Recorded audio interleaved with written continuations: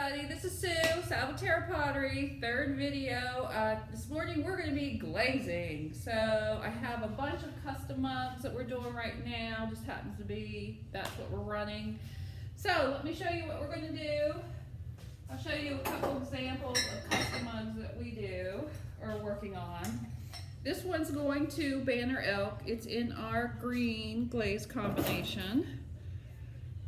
This one is going to the Asheville Chamber, and that is in our mist combination.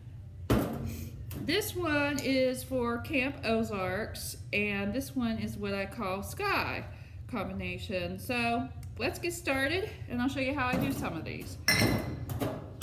First of all, I usually take a towel and wrap around me because I am notorious for wiping glaze all over myself. So this just helps me stay a little cleaner. So the first thing I do, and I've already actually done this, but to show you, is we have a great big hot plate over here. You can see it. I bought it at Walmart, and then I got an industrial pan, and we melt wax in this. And it gives us the ability to put wax on the bottom of all our pots. That way the glaze doesn't stick to it. So melt the wax, dip it in, you go in sideways and then down. Otherwise, you go straight down, you get a blurp, and then you end up having wax like a curve on one spot of it. So I always separate my pots on the table based on color. So this is going to be all sky glaze here. This is my green. And over here, this is going to be mist and a little bit of the white pots over there. They actually go red, but I didn't show you the red, so we won't worry about that right now. So let's start with our green glaze combination. And I pull out my green color first.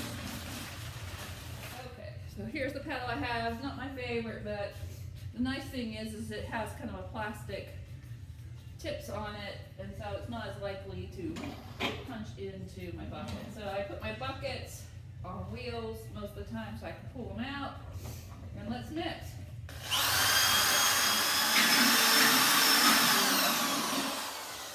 All right, here we go. So for this green combination here, it has 3 glazes on it. So the first step, we take the mug and we're going to dip it in the green, and I dip it up to about 3/4. And you can see how that wax resist works so wonderfully, just right off the pot. So I'm going to just do a sample. Usually I do everything in green all at once, but I'm going to just do it real quickly for you so you can see how we do it. So the next step of that glaze combination is my white. Pull out the white bucket, mix it up.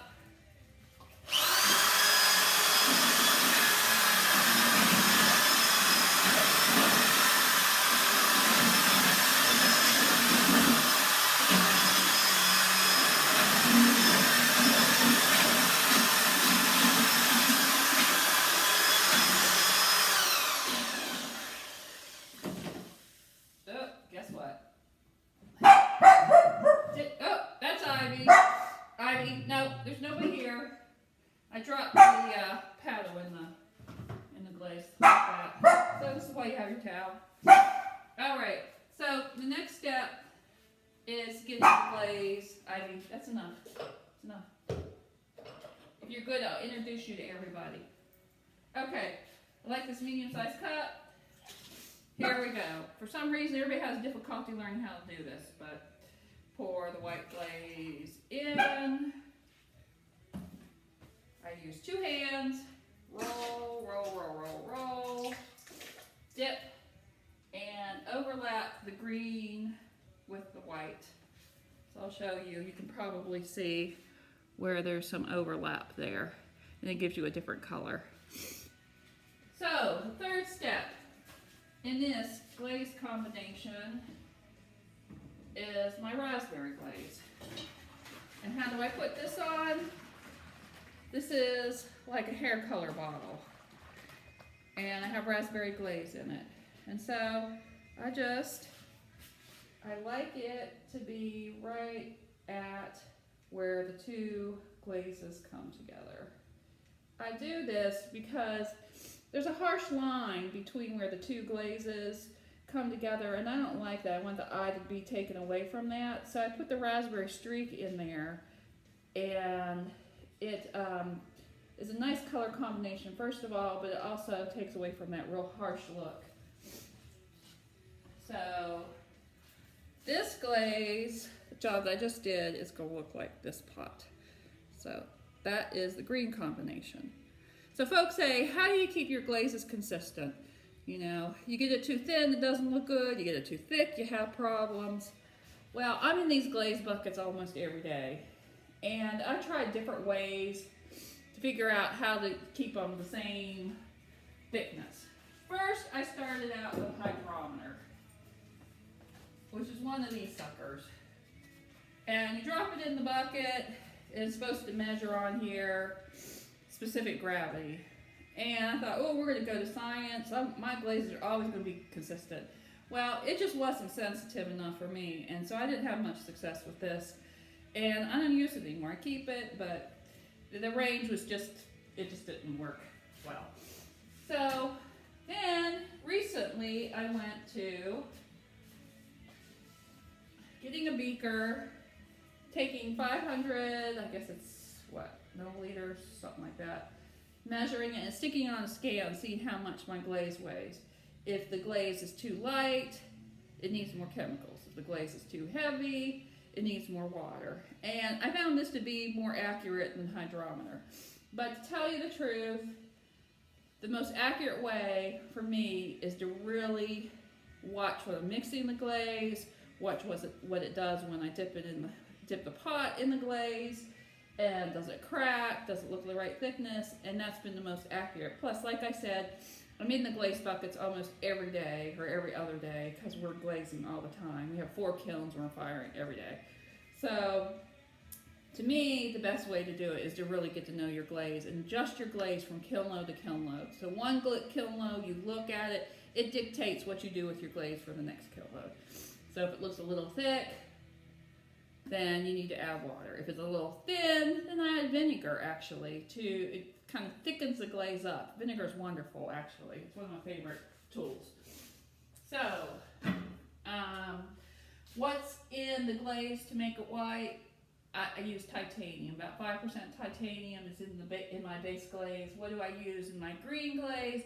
I'm using copper and rutile to get a really pretty teal green. What do I use to get the raspberry? I'm using Mason Stain 6006. It's called deep burgundy or deep maroon, something like that. So those are those 3 glazes in the combination that I put together. So I'm not going to glaze the rest of it for you, but like this Asheville one, it is dipped in an iron-rich glaze at the top. The rest of the whole mug is then dipped all in white with tongs. And then I actually go in with a spray to create this nice variegation in here with a 3rd glaze. So that's how I create that one. This glaze is also, the blue is made with a very heavy iron-rich base glaze and then titanium glaze over top of it with a streak again with the raspberry on it. So that is how I do glazing. Of course, we'll go back, wipe all the bottoms off before we put them in the kiln. We will wipe off the medallions, just where it's standing up so it stands out. And that's how we do our custom mugs. I'll give you some more lessons on glazing in the future. Hope you enjoyed this. Visit us at our website at salvaterrapottery.com. And our custom mugs sell retail for the medallion ones for $28. We love making custom mugs for folks. It's one of our best sellers. If you're interested, give us a call. We'll be happy to talk to you about it. Thanks so much. See you soon. Bye.